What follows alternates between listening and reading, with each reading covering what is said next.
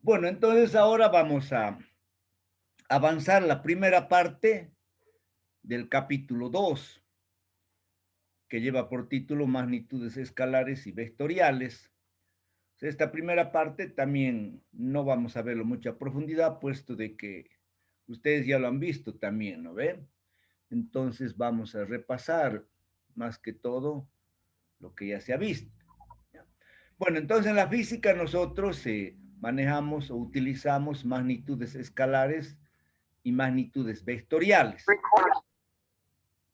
Una magnitud escalar queda definida simplemente por un número y una unidad. Como ejemplo de magnitudes escalares tenemos la temperatura, el volumen, la masa, el tiempo. Si yo, por ejemplo, mido el volumen de un cuerpo y encuentro que es igual a 15 metros cúbicos. Entonces, esta es una magnitud escalar que viene definida por un número, en este caso el número 15, y la unidad que sería el metro cúbico. Bueno, hay otras magnitudes en física que reciben el nombre de magnitudes vectoriales o simplemente vectores. Entonces, un vector o una magnitud vectorial, aparte de tener un número y una unidad, requieren de una dirección y sentido para estar definidas. Como ejemplo de estas magnitudes tenemos la velocidad, el desplazamiento, la fuerza, la aceleración, etcétera, etcétera. Aquí en esta figura tenemos un ejemplo de un autito que está avanzando de norte a sur o de izquierda a derecha con una velocidad v.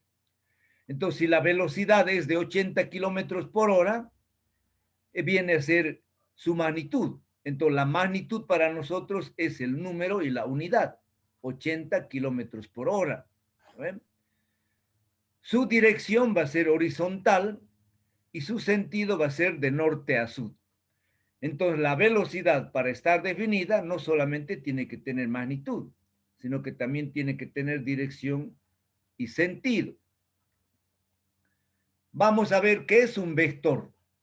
O sea, en física, un vector no es nada más que un segmento rectilíneo que nosotros lo utilizamos para representar a las magnitudes vectoriales. ¿Ya? Entonces, gráficamente, un vector se representa por una flecha. La punta de la flecha o el extremo indica el sentido. ¿Ya? El otro extremo representa el origen y su longitud representa el módulo o el valor que tiene dicha magnitud. ¿Ya? Vamos a ver ahora el vector desplazamiento. El vector desplazamiento representa el cambio de posición que sufre un cuerpo en función del tiempo. ¿Ya? Este vector nos determina el movimiento de un cuerpo de un punto a otro. Por ejemplo, consideremos que tenemos nosotros un cuerpo en el punto A y luego ese cuerpo quiere trasladarse o quiere moverse hasta el punto B. Nosotros sabemos que para ir de un lugar a otro tenemos muchas alternativas. Yo me encuentro, por decir, en la facultad y quiero ir a la plaza, tengo varios caminos, tengo varias alternativas, ¿no? Me puedo ir por la avenida, me puedo ir por Villa Fátima, me puedo ir por Parque Bolívar, etcétera, etcétera. Si nosotros agarramos cualquier camino, ese camino recibe el nombre de trayectoria. Entonces, en este caso, yo me estoy yendo por este camino amarillo y llego al punto B. Entonces, ese recorrido o ese camino recibe el nombre de trayectoria. ¿Ya? Puedo agarrar yo, irme por acá, darme una vuelta al lado izquierdo, al lado derecho y llegar al punto B. También será otra trayectoria. Si yo en cambio voy en línea recta desde el punto A hasta el punto B, entonces ese va a ser el vector desplazamiento. ¿Por qué? Porque nosotros estamos definiendo al vector como un segmento rectilíneo. Entonces esta línea recta que une el punto A y el punto B, para nosotros representa el vector desplazamiento que ha dado lugar a un cambio de posición del punto A al punto B. ¿Ya? Ahora, nosotros siempre tenemos que indicar el sentido del movimiento. Entonces, antiguamente se acostumbraba a colocar una flecha encima del vector. ¿Eh? Entonces yo coloco aquí una flecha entre A y B, estoy indicando que el movimiento es de A a B. ¿Ve? Si lo coloco B delante de A, entonces voy a indicar de que el movimiento es de B a A. Entonces, en este caso, el movimiento es de A hasta B. ¿Ya? Vamos a definir ahora el vector nulo, o cuando un vector desplazamiento es igual a cero. Si nosotros vamos del punto A al punto B y luego retornamos del punto B otra vez al punto A, entonces nuestro desplazamiento ha sido cero y por lo tanto el vector en este caso es nulo, debe ser igual a cero. Vamos a repasar los diferentes tipos de vectores. Tenemos en primer lugar los vectores colineales. Cuando nosotros representamos varios vectores sobre la misma línea de acción, se dice que los vectores son colineales. Entonces el vector A, el vector B y el vector C son colineales. Vectores concurrentes. Si las líneas de acción de los vectores se cortan en un solo punto, entonces estamos hablando de vectores concurrentes. La línea de acción es una línea segmentada arbitraria que pasa paralelamente al vector, o el vector está contenido en esa línea, ¿ya? Entonces la línea de A pasa por el punto O, la línea de B pasa por el punto O y la línea de C también pasa por el punto O. Entonces el punto O es un punto de intersección donde están concurriendo los tres vectores. Por eso reciben el nombre de vectores concurrentes, ¿ya? Vectores coplanar. Si nosotros representamos dos o más vectores en un plano, puede ser en el plano XY positivo, puede ser en el plano XY negativo, etcétera, etcétera. Entonces, si nosotros representamos varios vectores en un plano, reciben el nombre de vectores coplanares. Vectores iguales. Dos vectores son iguales cuando tienen el mismo valor, la misma dirección y el mismo sentido. Aquí el vector A horizontal tiene 3 unidades y su sentido es hacia la derecha. El vector B, también horizontal, tiene 3 unidades y su sentido es hacia la derecha. Por lo tanto, el vector A es igual al vector B. Vamos a ver ahora la suma de vectores, ¿ya? La suma de vectores siempre da como resultado otro vector. Si nosotros sumamos 2, 3, 4, 5, 6, 7, 8 vectores, siempre nos va a dar como resultado otro vector. Ahora, el vector resultante produce el mismo efecto que todos los vectores juntos. Hay que tener cuidado que la suma vectorial no es igual a una suma aritmética. Si yo sumo un vector que tiene 5 unidades con otro vector que tiene 3 unidades, yo no puedo decir que el vector resultante tiene 8 unidades, porque puede tener más o puede tener menos, ¿ya? Ahora, para sumar vectores tenemos dos métodos, un método gráfico y un método analítico. En realidad el método gráfico hoy en día ya no se utiliza porque no se obtiene resultados con un elevado grado de precisión. Sin embargo, los métodos gráficos, como los métodos geométricos que vamos a explicar posteriormente, utilizamos para aplicar las ecuaciones o para resolverlo en forma analítica. El método gráfico siempre consiste en efectuar una gráfica del problema o una gráfica de los vectores que nos permiten o que nos facilitan a nosotros resolver con mayor facilidad aplicando los métodos analíticos, ¿ya? Muy bien. Entonces, dentro de los métodos gráficos tenemos en primer lugar el método del triángulo.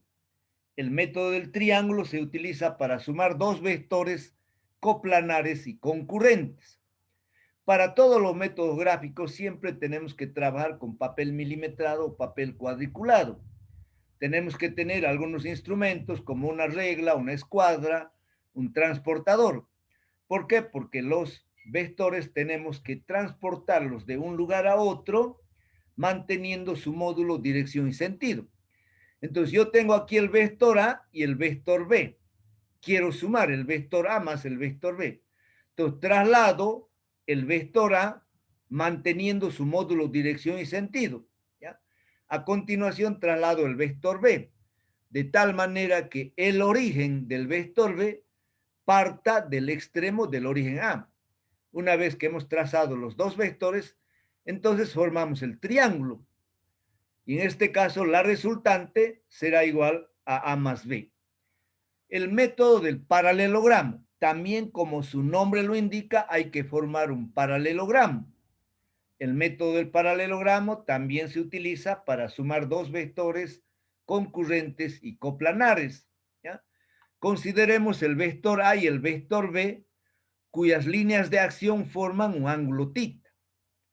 Entonces, para formar el paralelogramo, lo que hacemos es trasladamos el vector A y luego trasladamos el vector B.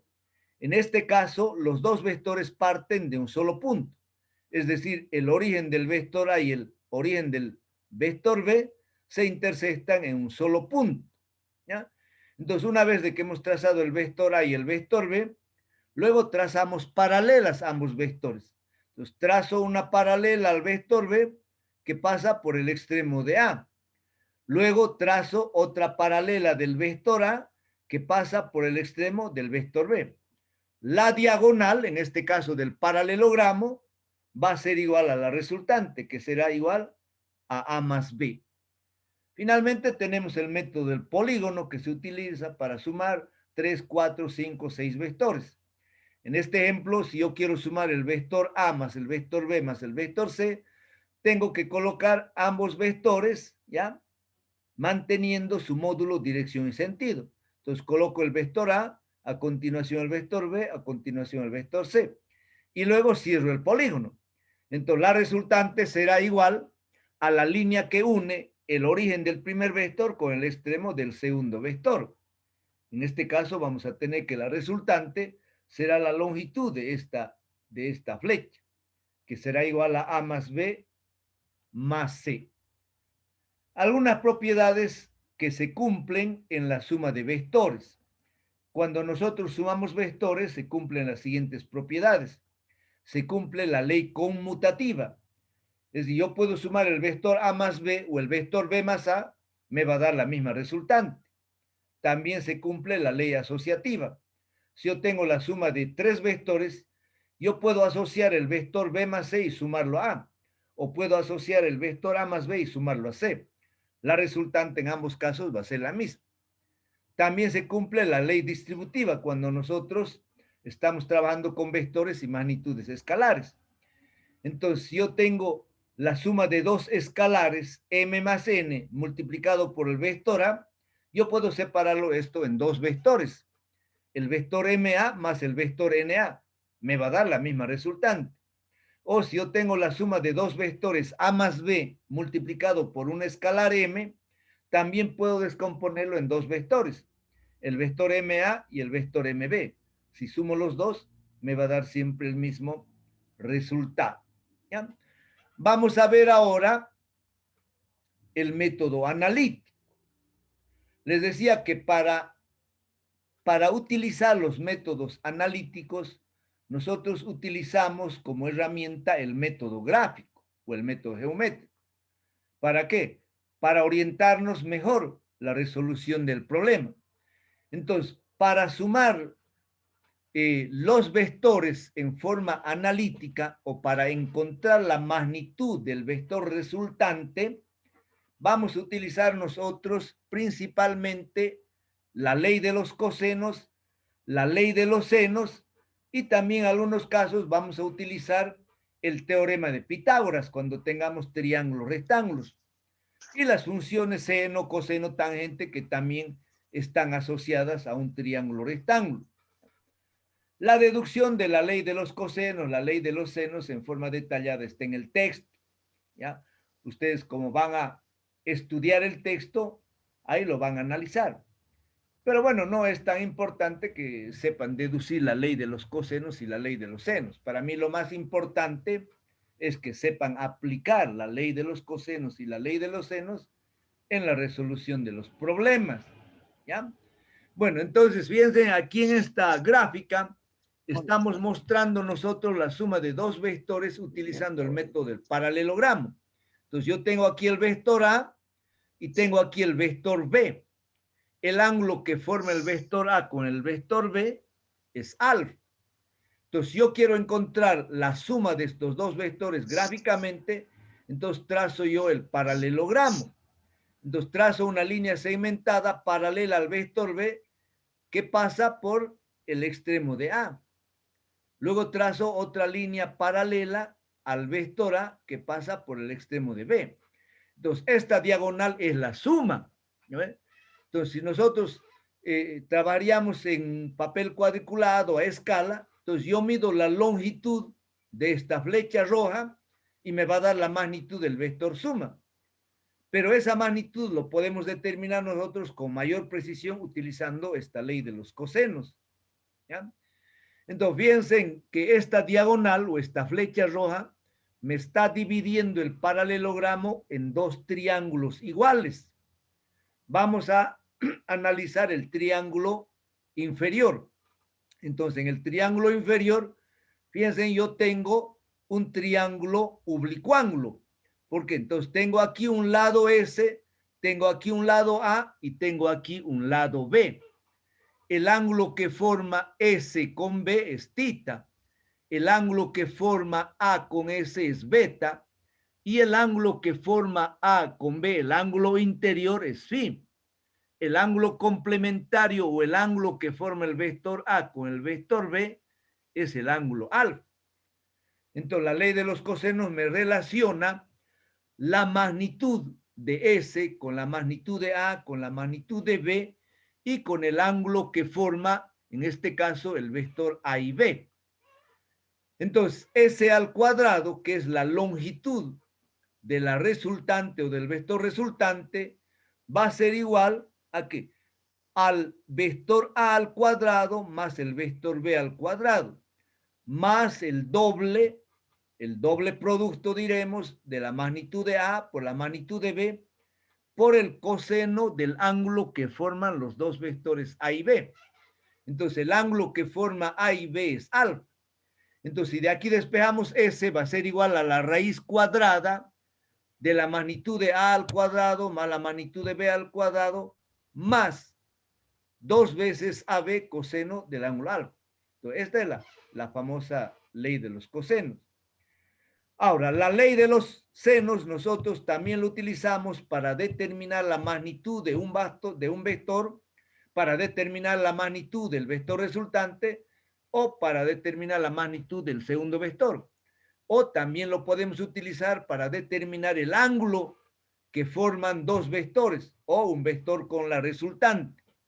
Entonces se cumple que S, es decir, que la resultante o la magnitud de la resultante dividido el seno del ángulo opuesto, que es seno de phi, será igual al mismo valor de S dividido el seno del ángulo complementario, que en este caso es alfa, y será igual a la magnitud del vector A dividido el seno de su ángulo opuesto, que es tita, y también será igual a la magnitud del vector B dividido el seno del ángulo opuesto, que es beta.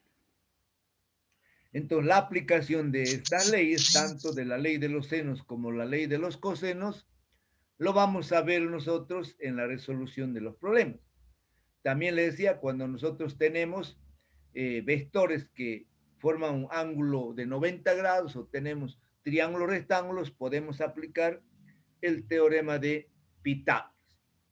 Vamos a ver ahora que la ley de los cosenos no solamente se utiliza para encontrar la suma de dos vectores, también se utiliza para determinar la diferencia de dos vectores. Entonces, veamos primero en forma gráfica. En forma gráfica yo puedo determinar la diferencia de dos vectores, pero para eso tengo que tener papel milimetrado, tengo que tener una escuadra, una regla, y tengo que trabajar a una determinada escala. Entonces, nuevamente, fíjense, yo represento aquí el vector B sub 1 horizontal y el vector B sub 2 que forma un ángulo tita con el vector B1. Si yo quiero encontrar la suma del vector B sub 1 más B sub 2, entonces trazo yo una paralela al vector B1, otra paralela al vector B2, y esta línea verde, esta diagonal de este paralelogramo es el vector suma. Pero ahora veamos cómo se determina el vector diferencia. Para encontrar el vector diferencia tenemos que trabajar con el vector opuesto o el vector negativo. Si B sub 1, fíjense, el vector B sub 1, su flecha está apuntando hacia la derecha, ¿no ve? Entonces su sentido es hacia la derecha. El vector opuesto o el vector negativo de B sub 1 será otro vector que tenga la misma dirección, el mismo valor, pero de sentido contrario. Entonces yo lo represento aquí arriba, fíjense. Y para representar el vector negativo o el vector opuesto, entonces yo coloco el signo menos por delante. Entonces este vector menos B1 es el vector opuesto de B sub 1. Entonces, ¿qué es lo que voy a hacer yo? Yo voy a sumar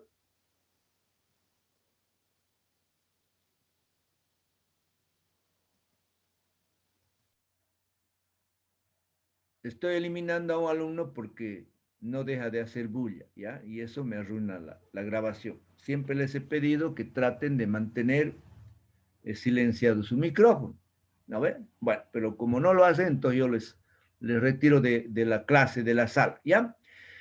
Entonces, ¿qué es lo que voy a hacer yo para encontrar la diferencia del vector B2 menos B1? Al vector, piensen, al vector B2 lo voy a sumar el vector negativo menos B sub 1. Entonces yo coloco aquí B sub 2 y si a continuación coloco el vector negativo menos B sub 1 y si ahora yo uno el origen del vector B2 con el extremo del vector menos B1, entonces lo que estoy encontrando es la diferencia. Entonces yo tengo B2 más menos B1 y eso va a ser igual a ¿qué? A B2 menos B1. Si yo quiero encontrar la diferencia del vector B1 menos el vector B2, entonces, ¿qué es lo que tengo que hacer? Tengo que sumarlo al vector B sub 1, a este vector B sub 1, yo lo tengo que sumar el vector negativo de B sub 2. Entonces, el vector negativo de B sub 2 será otro vector con la flecha apuntando hacia abajo. Entonces, ese vector negativo lo traslado aquí. Entonces, ahora tengo B sub 1 más menos B sub 2, que va a ser B1 menos B2. Entonces, la diferencia de B1 y B2 va a ser esta flecha amarilla, ¿ya? La magnitud de esta flecha negra, que representa la diferencia B2 menos B1, en magnitud tiene que ser igual a esta flecha amarilla que me está dando la diferencia B1 menos B2. Pero si bien tienen la misma magnitud el vector negro y el vector amarillo, su sentido es diferente. Entonces B1 menos B2 tiene sentido hacia abajo y B2 menos B1 tiene sentido hacia arriba. Pero la magnitud es la misma. ¿Cómo encontramos la magnitud de una diferencia de dos vectores conociendo el ángulo que forman sus líneas de acción? Aplicando la ley de los cosenos. Entonces la magnitud de la diferencia será igual a raíz cuadrada de la magnitud de B sub 1 al cuadrado más la magnitud de B sub 2 al cuadrado menos, cuando sea diferencia aquí en la ley de los cosenos colocamos el signo menos. Entonces menos el doble producto de la magnitud de B1 por B2 por el coseno del ángulo que forman los vectores B1 y B2, ¿ya? Entonces, la aplicación de esta ecuación también lo vamos a ver en la resolución de los problemas. Ahora, también tenemos otro método analítico para resolver la suma de vectores. Ese método analítico recibe el nombre de método de la descomposición y composición de vectores, ¿ya? Para ver cómo se aplica este método, vamos a representar un vector B en un eje de coordenadas X y Y. Entonces, ese vector B va a tener dos componentes, una componente Bx en la dirección X y otra componente By en la dirección Y. El ángulo que forma el vector B con el eje X es θ. Y por lo tanto podemos ver aquí nosotros que se forma un triángulo rectángulo. Entonces podemos utilizar las funciones seno, coseno, tangente, etcétera, etcétera. ¿Ya? Entonces la componente horizontal Bx va a ser igual a B por el coseno de θ. La componente vertical B sub y será igual a B por el seno de θ. Entonces la resultante será igual a ¿qué? A la suma de las dos componentes, Bx más By. O B coseno de θ más B seno de θ. Si nosotros queremos encontrar la magnitud del vector resultante conociendo las dos componentes, aplicamos el teorema de Pitágoras. Entonces, B será igual a raíz cuadrada de Bx al cuadrado más By al cuadrado. Y como aquí es un triángulo rectángulo, la tangente del ángulo θ será igual al lado opuesto, que es B sub y, sobre el lado adyacente, que es B sub x. ¿Ya? Este método de composición y descomposición de vectores se utiliza cuando tenemos varios vectores representados en eje de coordenadas x y y. Entonces, cada vector va a tener dos componentes, una componente en la dirección x y otra componente en la dirección y. En ese caso, la resultante será igual a la raíz cuadrada de la sumatoria de las componentes en la dirección x al cuadrado más la sumatoria de las componentes en la dirección y al cuadrado. Y el ángulo que forma la resultante lo encontramos con la tangente. Entonces, tangente θ será igual a ¿qué? A la sumatoria de las componentes en la dirección y dividido la sumatoria de las componentes en la dirección x.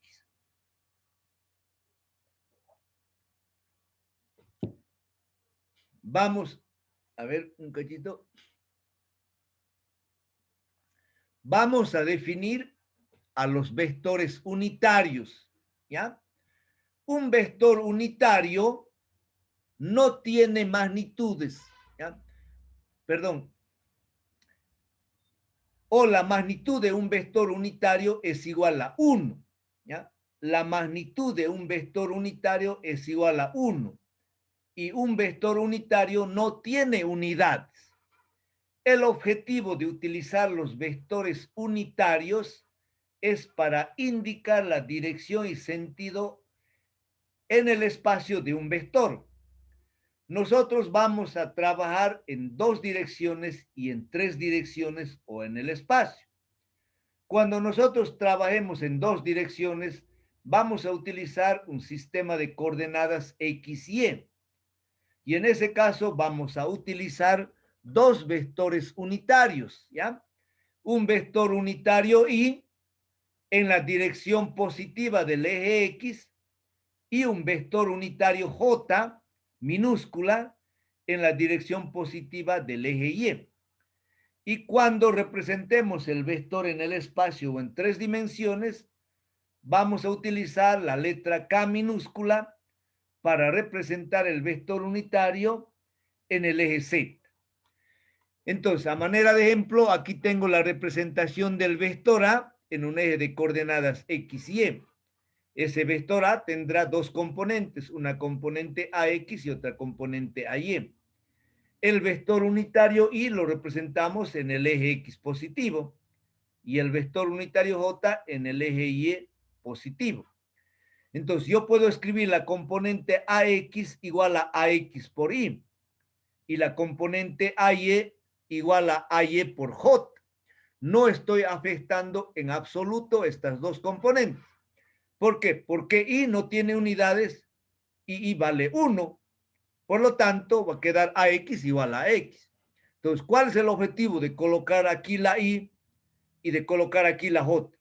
El objetivo es simplemente indicar que esta componente AX se encuentra en el eje X positivo y esta componente AY se encuentra en el eje Y positivo. ¿Ya?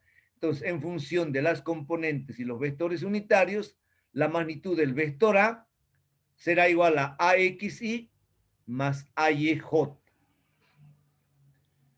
Si yo tengo dos o más vectores representados en un eje de coordenadas X y Y, cada vector va a tener siempre dos componentes. En este caso, si yo represento el vector A y el vector B, entonces el vector A va a tener sus dos componentes, AXY y AYJ. El vector B también va a tener las dos componentes, BXY y BYJ. La resultante o el vector suma, en este caso A, o B va a ser igual a ¿qué? A la suma de las dos componentes, en la dirección X y en la dirección Y. Si yo quiero encontrar ahora la resultante de los dos vectores de A más B, entonces tenemos que sumar nosotros las dos componentes del vector A más las dos componentes del vector B.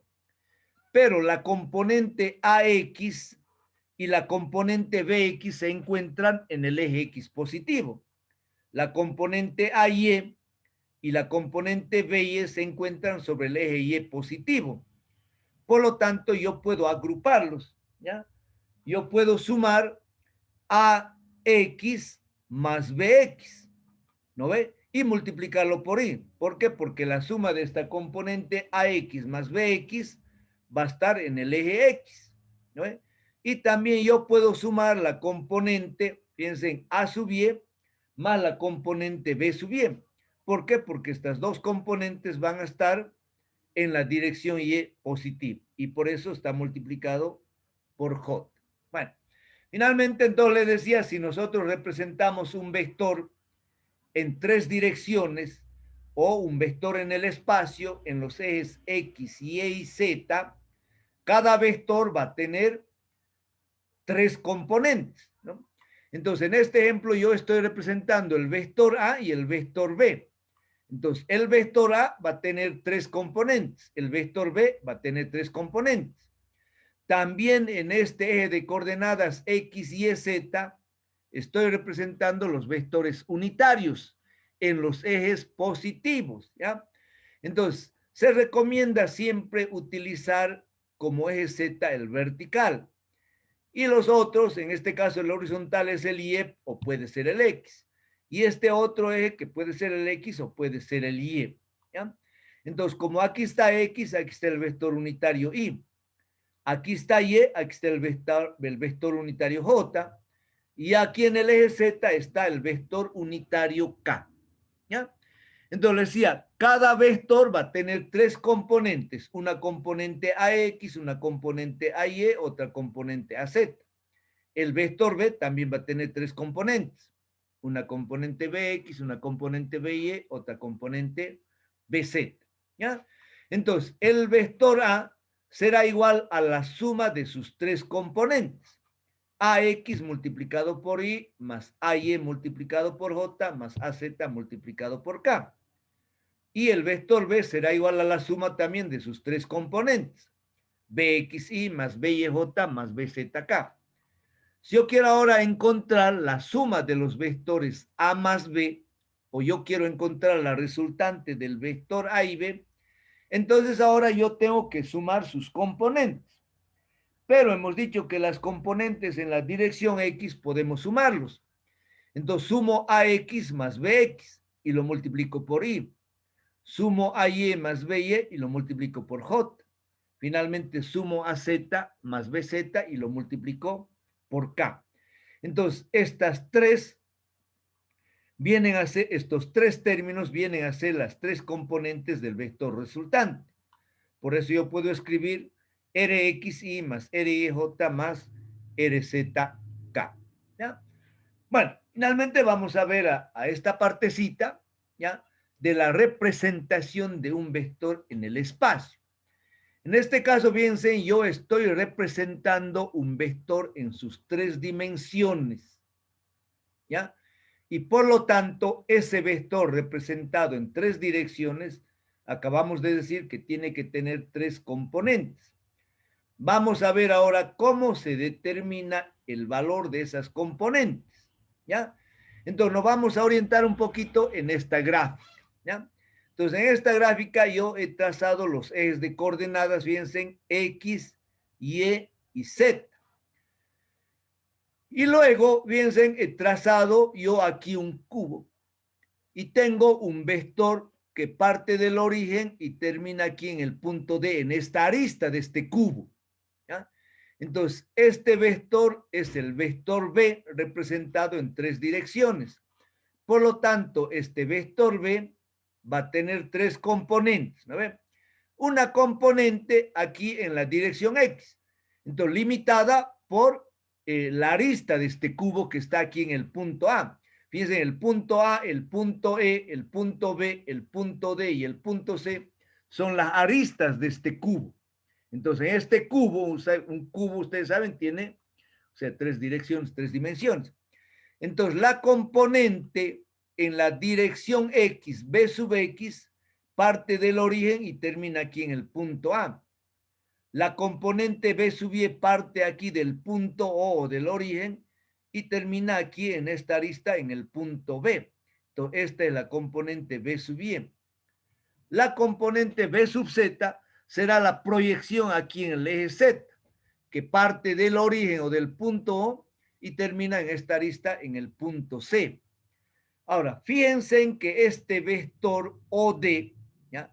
Este vector OD, que es el vector B, está representado en este plano, fíjense, en el plano que forma el eje Z, ¿ya? Aquí voy a trazar una rayita. A ver, voy a volver atrás nuevamente. Entonces les decía, el vector B o el vector OD se encuentra en este plano, en el plano formado por el eje Z, y aquí voy a llamar yo un eje E, un eje arbitrario, ¿ya? Entonces, observen ustedes que el ángulo que forma el vector B con el eje Z es θ. El ángulo que forma esta línea segmentada OE con el eje X es phi, que también se va a reproducir aquí, ¿ya? Entonces voy a ver en la otra figura para ver cómo se calculan las componentes Bx, By y Bz. Entonces les decía, si observan ustedes aquí voy a trazar, ahora sí. Entonces, el vector, el vector B se encuentra, fíjense, en este plano. Voy a bajar desde C hasta O, hasta E, voy a subir de E hasta D y de D hasta C. Entonces es un plano formado por el eje Z y este eje E. Entonces ahora yo estoy llamando aquí un eje E. ¿Ya? Voy a mostrarles a ver otra figura para que ustedes vean cómo está representada este vector D. A ver, vamos a pasar rapidito. Ahí está. Entonces les decía, el vector B o el vector OD está formado en un plano formado por el eje Z y este eje E. Entonces, fíjense, este es el ángulo θ que forma el vector B con el eje Z. Entonces, la componente aquí en la dirección Z, pueden observar en forma clara, BZ va a ser igual a B por el coseno de θ, porque viene a ser el lado adyacente. Y esta componente, fíjense que está aquí en el eje OE, diré así, yo lo estoy representando por B sub E. Entonces, la componente B sobre este eje E será igual a B seno de θ, porque este ángulo se reproduce aquí. Entonces, esta es la componente B seno de θ. Ahora, voy a volver nuevamente aquí atrás, ¿ya? Entonces, ya tenemos que la componente BZ es igual a ¿qué? A B por el coseno de θ. Entonces, ahora yo quiero encontrar bien esta componente Bx y esta componente By. Entonces, ¿qué es lo que hemos hecho? Entonces, hemos representado aquí la otra componente del vector B, lo hemos representado aquí en este eje, ¿no ve? Esa componente es igual al B seno de θ. Entonces, ahora fíjense, esta es una componente o un vector, ¿ya? Entonces, ahora, el ángulo phi que forma el eje X con este eje OE se repite o se reproduce aquí. Entonces, este ángulo phi aquí es el mismo que este ángulo. Entonces, yo quiero encontrar ahora, fíjense, en esta componente Bx, ¿ya? Será igual a ¿qué? A BE, es decir, a B seno de θ por el coseno de phi. Y si yo quiero encontrar ahora la componente By, esta componente By será igual a ¿qué? A BE o B seno de θ por el seno de phi.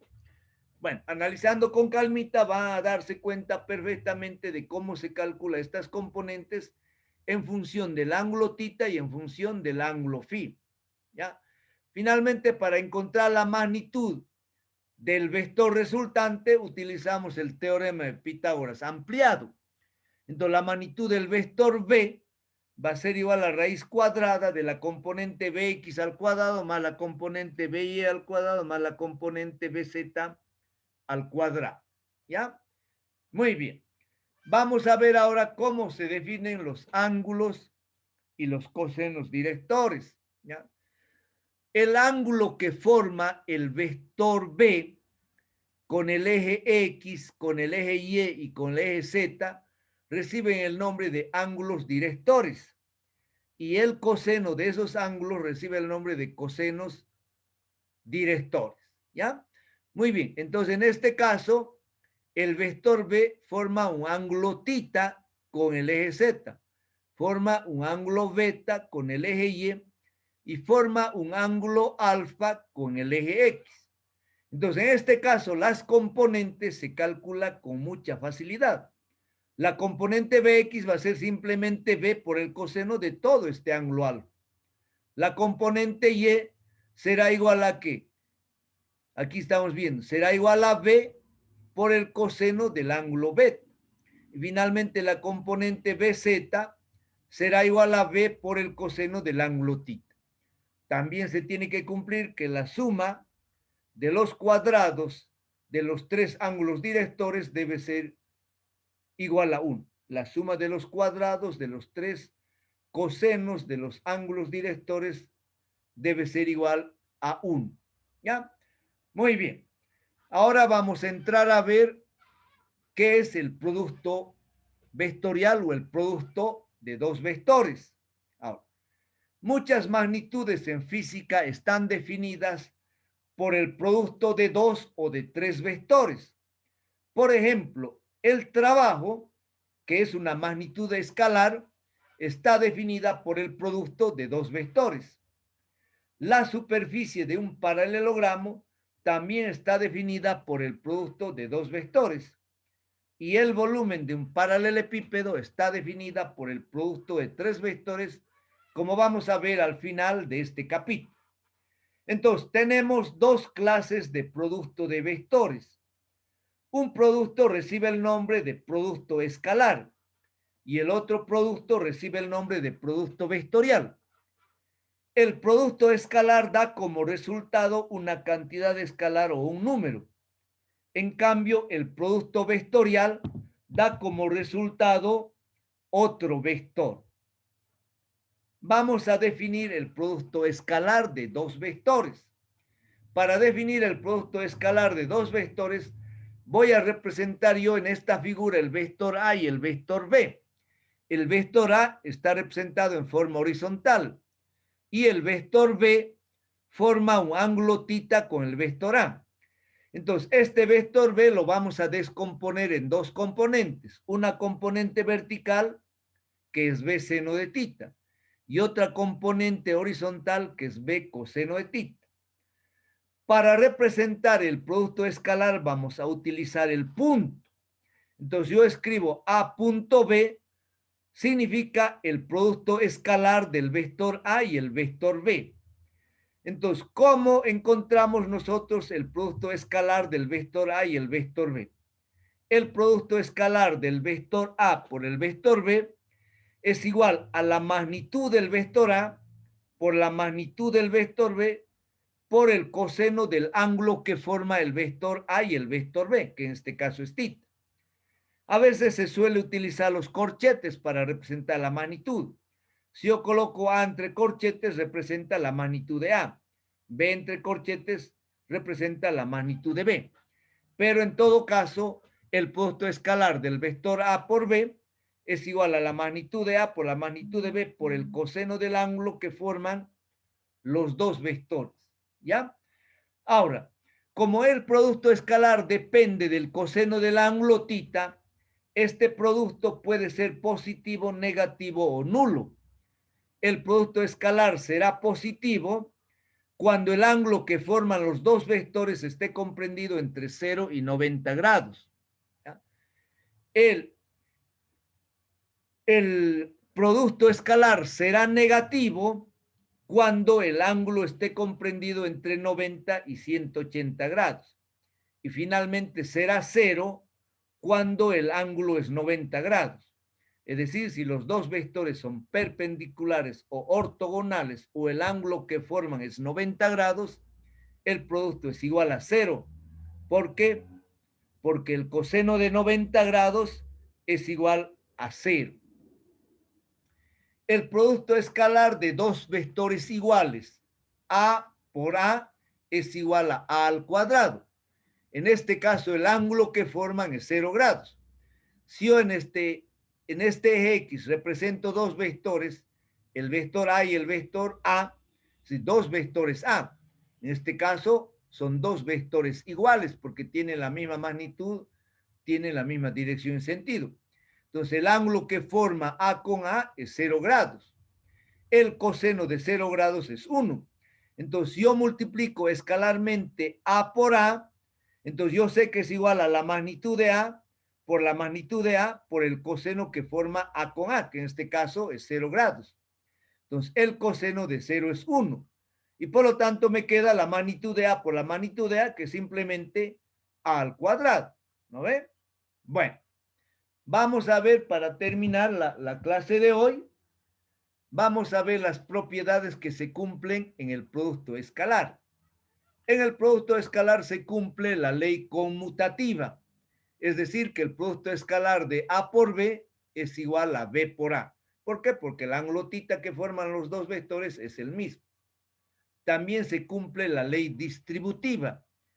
Si yo tengo la suma del vector A más B, yo sé que me va a dar otro vector. Y ese vector lo sumo escalarmente por C. Si yo distribuyo esto en dos vectores, fíjense, o en dos productos, entonces yo separo en dos productos escalares, C por A más C por B. Entonces digo C por A más C por B. Entonces C por A más C por B me va a dar el mismo resultado que multiplicar el vector C por la suma de A más B. ¿Ya? En este caso, C por A me da un número, más C por B me da otro número, y por lo tanto, el resultado siempre va a ser siendo un número o un escalar. ¿Ya?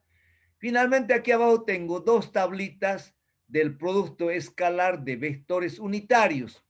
Cuando los vectores unitarios son iguales y paralelos o son iguales y perpendiculares. ¿Ya? En la parte de arriba, en esta tablita o en esta ecuación, yo tengo el producto de I por I, que será igual al producto de J por J, será igual a K por K, y esto va a ser igual a 1. ¿Por qué va a ser igual a 1? Porque I por I son dos vectores iguales que se encuentran sobre el eje X positivo. Y por lo tanto, el ángulo que forma el vector I con el otro vector I es 0 grados. Y hemos dicho que el coseno de 0 es 1. Entonces, I por I, J por J o K por K es igual a 1. En cambio, si yo multiplico dos vectores unitarios perpendiculares, como por ejemplo I por J, J por K o K por I, el resultado va a ser igual a 0. ¿Por qué? Porque el ángulo que forma I con J es 90 grados. El ángulo que forma J con K es 90 grados. El ángulo que forma K con I es 90 grados. Y el coseno de 90 es 0. Por lo tanto, el producto escalar de dos vectores unitarios perpendiculares siempre va a ser igual a 0. ¿Ya? Muy bien.